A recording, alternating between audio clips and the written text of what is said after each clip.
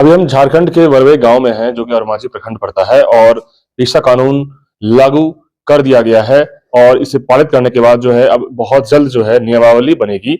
उसके बाद आदिवासी समाज के जितने भी क्षेत्र हैं सबको लाभ बहुत ज्यादा मिलने वाला है। जल, जमीन, जंगल की जब बात आती है, वन, पर्यावरण की जब बात आती है, सारी चीजों पे। और इसी यहाँ के मुखिया है मैम, क्या नाम हुआ? मेरा नाम अनीता लिंडा हुआ। अनिता जी, क्या कुछ 5 साल में कामकाज का तरीका बन रहा है यहाँ? यहाँ मेन है हम लोग का जैसे कामकाज का तरीका जो है हम लोग ग्राम सभा के माध्यम से ही करते थे और अभी भी करते हैं, लेकिन दिक्कतें आती है कह रहे हैं ना कि जैसे राजनीति, ग्राम सभा में भी बहुत सारे ऐसे राजनीति हो रहे हैं। हम ऐसा नहीं कहेंगे कि हर गांव के मतलब प्रधान लोग सही हैं।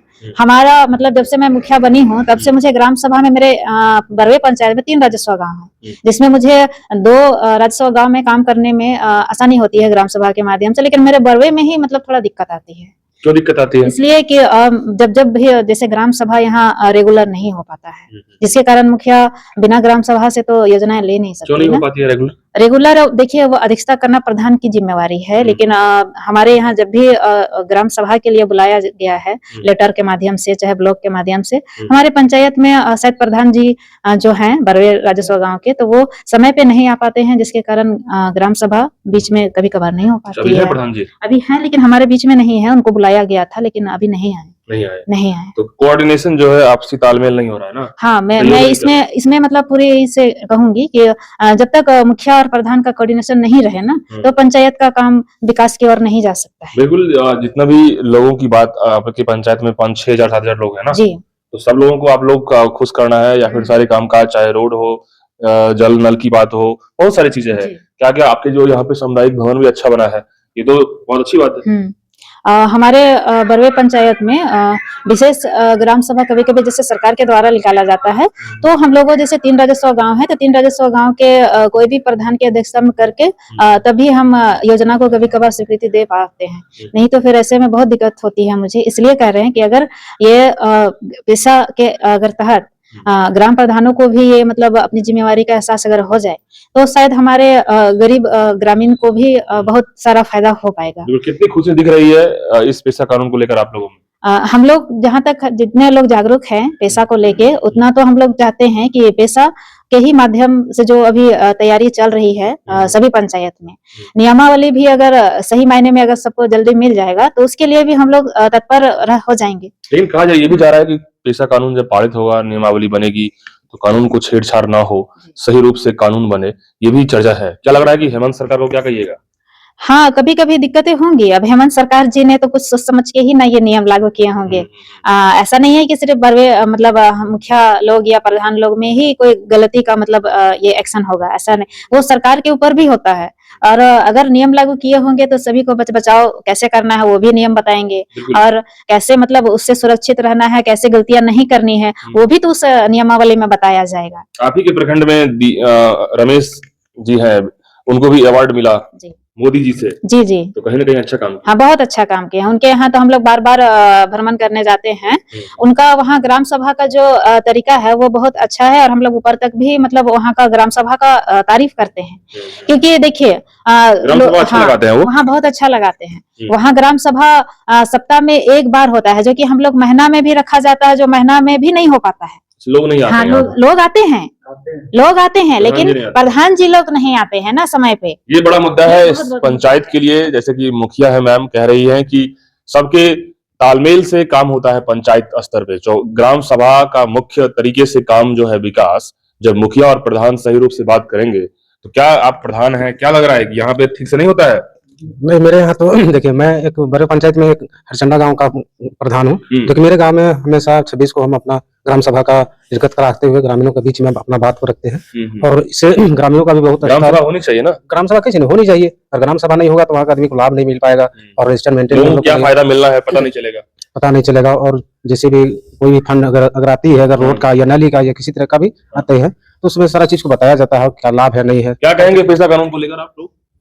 पेशा कानून तो बहुत ही अच्छा है, जो यहाँ के अनुसूचित जनजाति हैं उनके हितों का अधिकार के लिए बनाया गया है। पहले दिक्कत थी, इससे पहले भी पेशा कानून लागू था लेकिन पूर्णतः लागू नहीं था। पेशा एक्ट के तहत ही यहाँ पंचायत चुनाव भी हुआ, और ग्राम सभा के माध्यम से प्रस्ताव पास होता है, योजना बनता है और उसी उसका लाभ नहीं मिलता है।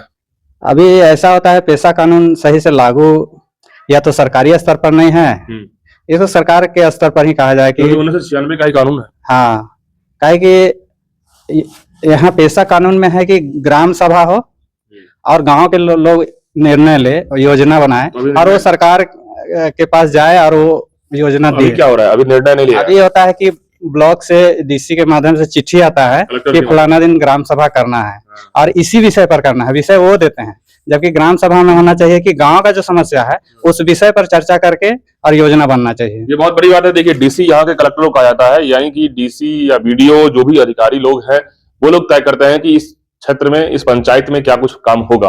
उसके बाद मुखिया प्रधान की बातें आती है। लेकिन क्या लगता है कि अब लोग तय करेंगे यहाँ की? मैं रमेश राव, ग्राम प्रधान जी। बरवे। मैं इस संदर्भ में कहना चाहता हूं कि पैसा एक्ट जो है 24 दिसंबर 1996 को जी। ये पूरे देश में लागू हुआ। 5वीं सूची के अंतर्गत 10 स्टेट है, उसमें पैसा कानून लागू है, प्रभावी है जी। और 10 स्टेट में लगभग 8 स्टेट अपना नियमावली बना करके पूर्णतः उसको लागू कर दिया गया है।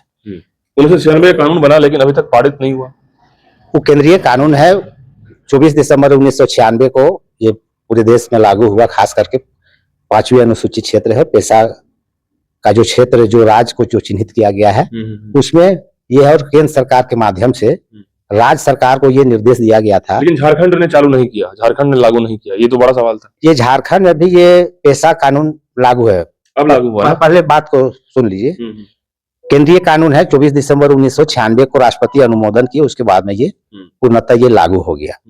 और जो विभिन्न स्टेट है, जैसे 10 स्टेट आता है, 10 स्टेट में उन लोगों को सरकार की ओर से नियम लागू होने के बाद केंद्र सरकार ने ये साफ स्पष्ट पर उसमें निर्देश दिया गया था कि 1 साल के अंदर में अपने स्टेट जो मुख्यमंत्री है, अपना वो क्षेत्र का जो भौगोलिक स्थिति है और क्या आप उसमें जोड़ना चाहते हैं, क्या घटाना चाहते हैं, तो उसमें आप 1 साल के अंदर में आप उसमें नियमावली बना करके इसको लागू।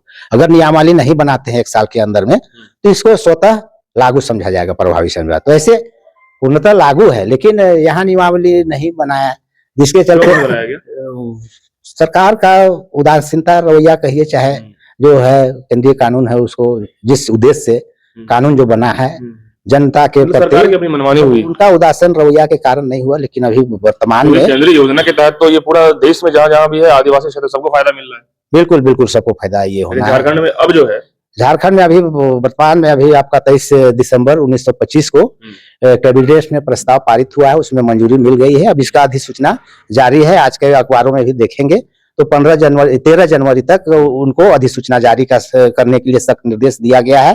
तो यहाँ पैसा कानून तो लागू है, उसी के माध्यम से यहाँ परंपरागत ग्राम प्रधान, लोगों में खुशी है। लोगों में तो खुशी है, अभी मंजूरी मिल गया कैबिनेट ये से आपका हेमंत सरकार का ये में, तो लोगों में बहुत उत्साह है सभी को। और यहाँ ये पैसा का मतलब ये है कि उस क्षेत्र में जितने हैं ग्राम सभा के अंतर्गत, जितने 18 साल से ऊपर है जिनका वोटर लिस्ट में नाम है, इसमें सब आप ग्राम सभा के सदस्य होंगे। और पहले से भी है, वैसा नियम ही बनाया हुआ है।